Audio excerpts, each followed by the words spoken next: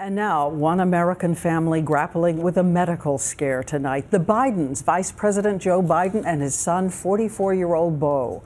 The son undergoing tests at a leading cancer center hospital in Houston after an incident, he said, of disorientation and weakness. Late today, the vice president himself said Beau will be heading home. ABC's White House correspondent Jim Avila has the latest on that.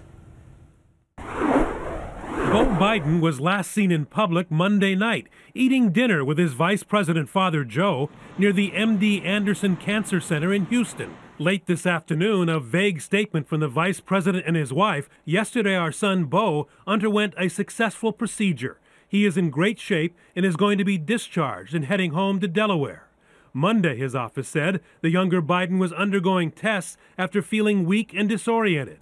Biden narrowly escaped death as a child during a terrible traffic accident that killed his mother and sister.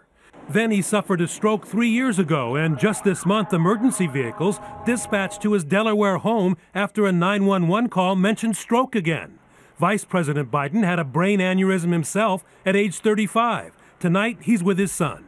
The president called Joe Biden to wish his son well, but the only word from Beau himself came on his Twitter account. Quote, "Touched by all your well wishes, thank you." Jim Avila, ABC News, the White House.